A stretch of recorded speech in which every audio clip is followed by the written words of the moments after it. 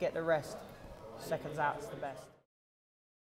I'm here with Mitchell Smith, top professional boxing prospect, whose brother is making his debut on the show at Harrow Leisure Centre on Saturday night. Mitchell, welcome. Thank you for having me on.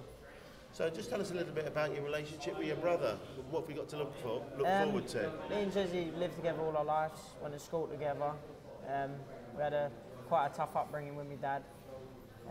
All men in the house, so we were brought up quite rough and ready, and sort of me and him we got a love for each other, and I look out for him, he looks out for me, and this is the start of his journey now. I don't want him under my wing.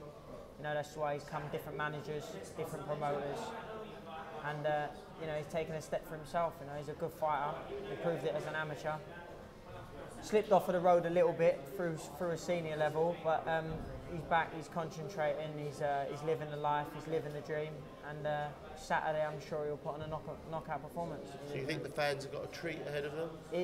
Jez is a very tough, very naturally strong, heavy-handed fighter, and a lot of the fans will see come Saturday night what Jez Smith can do.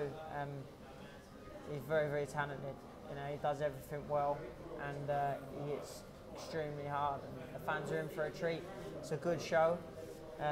It's nice being in the hometown of Harrow. It's where this is where we live, and you've got some undefeated fighters on there. Sam Stokes and Tommy Tier and Richard Alton on the bill. Zach Davis from Wales, who I boxed as an amateur myself, so it'd be nice to say hello to him. You got a good bill on. You got some good fights on the card. So tell me, who's better, you or your brother? We've got two different styles.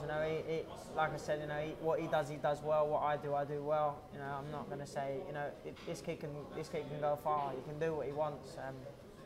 He's so talented, and we work together in the gym, and we train as hard as we possibly can. We bounce off each other. If I'm on pace 10 on the running machine, he wants to be 10.5. So we're always pushing each other. And like I said, this kid can do what he wants.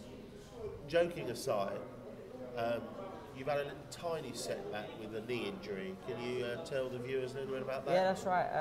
I was out for 8 weeks over Christmas. I had 2 tears in the front of my knee and 2 cysts on the outside of my knee that was all removed over Christmas. I boxed through 2 fights last year with it, and it got to a stage where it needed to be fixed. It wasn't something that I could. I didn't run at all last year, and I boxed 2 important fights. I won the English title and the WBO European title, both with an injury.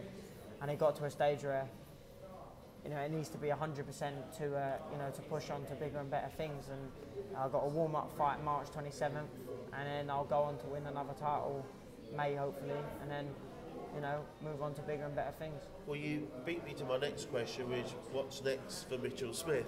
As I was saying, I got a 6-rounder March 27th on the undercard of Miles Shinkman versus Richard Alton. And of course, Richard is having a tune-up fight on Saturday night so ahead of that title fight. I'll have my eye on Richard that night. Miles is a stable mate. He's a good friend of mine. He's looking extremely good in the gym. I'm on the undercard of him v Richard, and then. And that's a Queensbury Promotions That's card, a Frank Warren Promotions, and then I've got a big fight hopefully in May, and then hopefully I'll have a British title before the end of the year's out. Mitchell, thank you very much for your time. All the best with your upcoming fights. Pleased the recovery is going well. Thanks for your time. Thank you.